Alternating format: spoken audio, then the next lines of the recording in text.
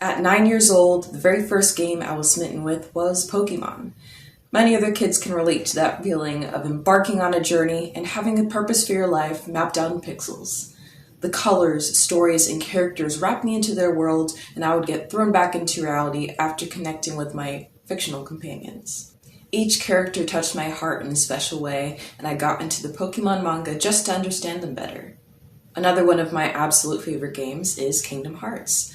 You see, the Kingdom Hearts story is quite complicated, but I realized just this year that it was screaming a message to me that said, you deserve to be your own person. According to Rachel Samuel, for children especially, identity formation is an important aspect of social development. More than just one sense of self, they, children, also learn about and understand their place in society, fostering a sense of belonging and acceptance in their community. At first, this is true for me, but over time, the games that began releasing didn't hold my growing vision and values of the world. There were certain games that required me to make decisions that weren't aligned with my beliefs. For example, in the beginning of one game, to move on to the next level, you had to commit suicide. I was confident that I'd be able to handle the mature content of the game, mainly because I'd been excited to buy it for 4 years, and secondly, because I'd had experience dealing with mental health challenges in my friends' lives. But I wasn't expecting myself to have the visceral response I did after seeing that scene. Prior to the game's release, I'd experienced thoughts related to death and suicide myself, though I knew I wouldn't attempt to take my life. Thankfully, I was able to steadily get out of my thought pattern with the help of my friends, family, and God. But 2 years later, when I had to make the decision to take my life in the game, it really shook me, because it didn't give you any other choice but to do so. I sat there on my bed shaking and praying because I couldn't believe what I had just done. You see, the games that I was playing as a child began to make me feel disconnected from my growing beliefs, identity, experiences, and resolutions. Not all of them garnered the same response in me like that one did last year, but it's because of this disconnect I almost fell out of love with video games. That is, until I realized that I can be the change I want to see. I can create games and worlds that are representative of who I am and who I hope to become. And I wanted the same thing for other gamers alike, which meant that I had to make the shoes that I wanted to see filled. So, at 10 years old, I took up the task of making those worlds come to life myself. To become the explorer of all things eclectic, to weave the many branching interests that I had with the common thread of creativity and expansion. To become a video game developer. When I first started going to hackathons, I was always the youngest in the room. My mother had to convince the organizers to let me participate, which thankfully they did almost every time. I now have a lot of experience with computer science due to these groups letting me into their spaces. They welcomed my ideas and short life experience to the table and encouraged me to keep creating the worlds that mattered to me. If it weren't for my mother advocating for me, I wouldn't have the wealth of knowledge I do today to be able to create the things I have. Yes, I could have learned the skills I needed on my own, but my ideas, experiences, perspective, and worldview wouldn't have entered into the world of game development the way they have. This is why it's necessary to be intentional in bringing in diverse developers, because the games made should be more inclusive and reflective of their users, so that the things that matter to users can be felt on a deeper level, and the gaming industry keeps and attracts players of various backgrounds. The same reason I started creating games is exactly why we need you. You are the missing link to the chain and change that the gaming industry is creating. We need you so that this community of gamers can expand and reach those who don't have a voice. Your past, your present, and your future are all a part of you to push, pull, and create from. Some might say, but games are just for entertainment, so what does it matter? Well, psychologist Natila McGee puts it this way. Yes, we enjoy them, games, but also what can be learned. If we're thinking about how it impacts mental health, how we behave, how we perceive things, how we're consuming something, games can even change what we're desensitized to. Even the super popular games are changing and shaping how we think, feel, and behave towards other people too.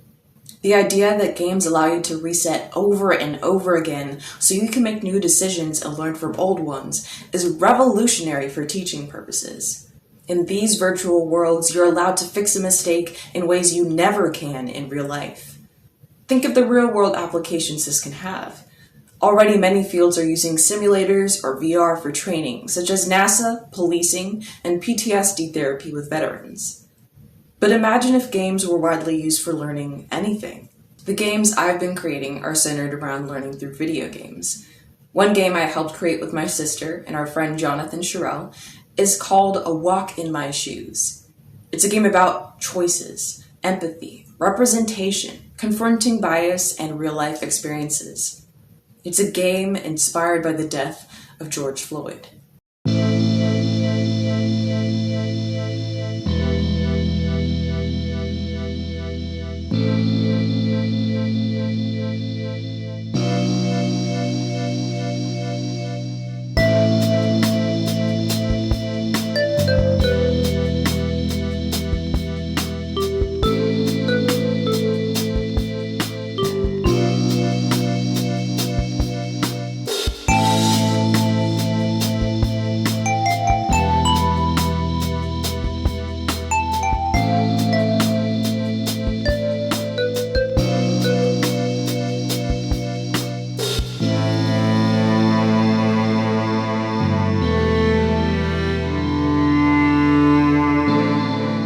In order to get a better understanding of why certain issues matter to groups that aren't your own, you have to step into their shoes.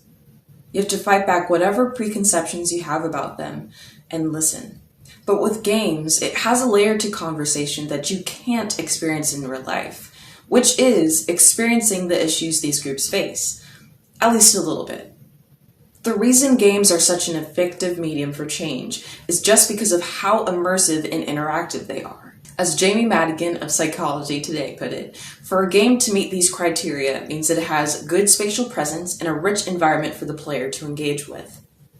A rich environment usually includes several channels of sensory information, continuity of that information, cognitively demanding environments, and a strong and interesting narrative. The more real a game feels, the more affected the player is, and the stronger connection they have to its material. You being a part of the gaming industry means that the reach of the things that matter to you can be felt on a deeper level for people. It doesn't have to be as upfront as my team's game was. It can be the subtle wording of a sentence that ends up resonating with your player. It can help propel this world's future, both for those who want to create games and consume the content. Orson Swett Martin once said, "We make the world we live in and shape our own environment." Just like growing old with one's partner, I'm not the exact same person I was when I first started playing Pokemon Red. Because change happens to this world and to us, the spaces and things we love have to change with us. That's why I'm imploring you to take a step into the worlds you love, take a look around and see what's missing, because you can change it. I challenge you to make, mold, and meld new frontiers, to create worlds.